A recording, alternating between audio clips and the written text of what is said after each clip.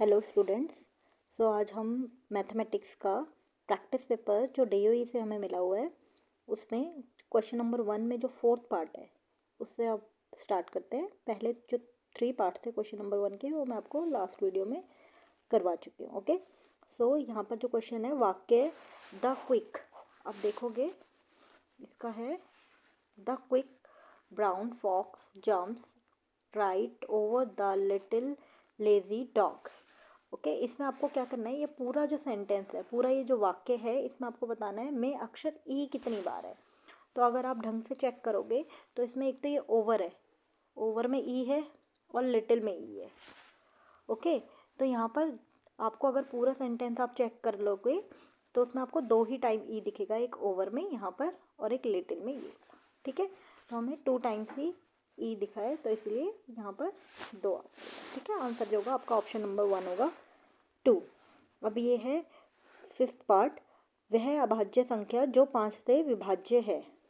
आपको वो अभाज्य संख्या, पहली बात आप देखोगे ये अभाज्य संख्या के बारे में पूछ रहे हैं। 5 से विभाज्य ये भी है, ये भी है, ये चारों ऑप्शन है, बट आपको अभाज्य संख्या वो वाली ढूंढनी है जो 5 से विभाज्य हो। ठीक है, जो 5 से डिवाइड हो रही हो, ऐसा एक प्राइम नंबर आपको चाहिए। तो आप देखोगे 35, बी ऑप्शन 25 और डी ऑप्शन 15, ये तीनों ही अभाज्य संख्याएं नहीं है क्योंकि 5 के पहाड़े में आती है। ये सी जो है 5 से विभाज्य भी है और एक अभाज्य संख्या भी है। ठीक है, तो नेक्स्ट है आपका 47/9 को आपको मिश्रित भिन्न में लिखना है। तो मिश्रित भिन्न लिखने के लिए आपको मैंने बताया था कैसे करते हैं। आप 47 को आपको 9 से डिवाइड करना होगा। ठीक है, तो 9 5 ज़ा 45। जब आप इसे सॉल्व करोगे तो इसे माइनस करने पे आपके पास आएगा 2। ठीक है, अब आपको मिश्रित भिन्न में किस तरीके से लिखना होता है, जो आपका ये हर है आप उस 9 को तो एज इट इज़ यहाँ पे लिख दोगे। अब जो इसमें आपका जो आपको डिवाइड करके आया है, डिवाइड करके आपका क्या आया है, भाग करके 5, तो 5 आप लिखेंगे यहाँ पर। और जो आपका ये शेषफल है 2, ठीक है, ये जो शेषफल बचा था 2, ये आपको कहाँ लिखना है, ऊपर हर में। तो 5 2/9 जो होगा वो आपका आंसर होगा।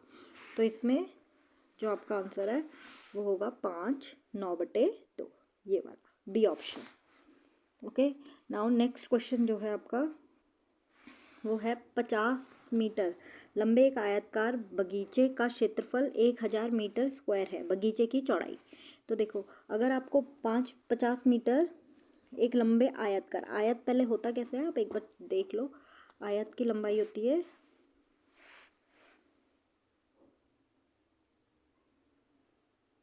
आयत की लंबाई आपको मैं बता देती हूँ। देखो आयत जो होता है वो इस तरीके का होता है जिसकी लंबाई और चौड़ाई दोनों अलग अलग होती है। अगर आपको उसका क्षेत्रफल दिया हुआ है 1000 मीटर वर्ग, आयत का जो क्षेत्रफल होता है वो होता है लंबाई गुणा चौड़ाई। ठीक है, तो क्षेत्रफल बराबर लंबाई गुणा चौड़ाई। अब उसमें आप क्या करोगे, इसमें आपको दे रखी है लंबाई, देखो 50 मीटर लंबा है तो इसका मतलब हमें क्षेत्रफल भी पता है। क्षेत्रफल कितना है इसका, 1000 मीटर वर्ग। ठीक है, 1000, और जो इसका लंबाई है वो है 50। ठीक है, तो आपकी जो चौड़ाई है वो आप निकाल सकते हैं यहाँ से। चौड़ाई क्या होगी, उसके लिए आपको क्या करना पड़ेगा, चौड़ाई को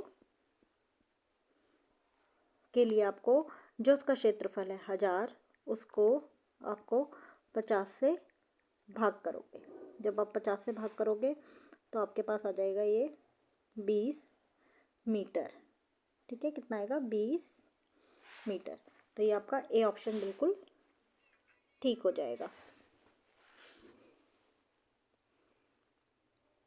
अब इसके बाद है हमारा 8th पार्ट, इसमें आपसे पूछा है 8 84 का अभाज्य गुणनखंड है। अब आपको यहाँ देखना है जो 84 है वो हमारा अभाज्य गुणनखंड इसमें क्या होगा। तो 84 के लिए आप क्या करेंगे, पहले ये है 84। ठीक है, उसके लिए आप क्या करोगे, 84 84 को अब आपको किससे करना है, सबसे पहले हम पहली अभाज्य संख्या क्या है, 2, 2 से भाग करेंगे तो ये आएगा 42, फिर दोबारा ये 2 से जाएगा, फिर आएगा 21। अब क्योंकि ये 2 से भाग नहीं हो पाएगा तो अगली अभाज्य संख्या जो हम 3 होती है, तो 3 का पहाड़ा पढ़ेंगे, 3 सत्ते, फिर 7 एकम 7, तो जिसमें 2 गुणा 2 गुणा 3 गुणा 7 होगा, वही आपका आंसर होगा। तो ये फर्स्ट ऑप्शन ही है, ए ऑप्शन। ओके, अब इसके बाद है 1/5 का समतुल्य भिन्न। 1/5 का समतुल्य भिन्न का मतलब यहाँ ये है कि आपको 1/5 अगर आप इसको काटो, जैसे ये है बी वाला ऑप्शन, इसमें अगर आप 0 से 0 काट देंगे तो आपके पास बचेगा 2/3 और 2/6, सॉरी 2/6 बचेगा,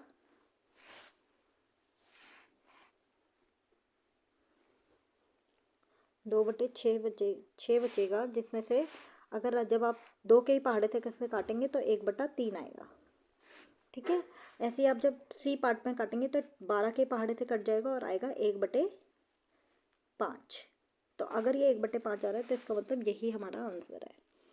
ठीक है, अब है 10th पार्ट, इसमें है वृत्त के केंद्र और वृत्त पर किसी बिंदु के बीच की दूरी को हम कहते हैं, देखो ये वृत्त है, वृत्त का ये केंद्र है, केंद्र और वृत्त पर किसी बिंदु, वृत्त पर कोई सा भी बिंदु ले लो, ठीक है, उनके बीच की दूरी को हम क्या बोलते हैं, त्रिज्या, आर। तो यहाँ पर त्रिज्या आर ये है बी ऑप्शन। ओके स्टूडेंट्स, तो ये आपके 10 तक पार्ट हो चुके हैं। नेक्स्ट पार्ट जो 2 हैं वो आपको मैं नेक्स्ट वीडियो में आंसर उनके बता दूंगी। Okay students.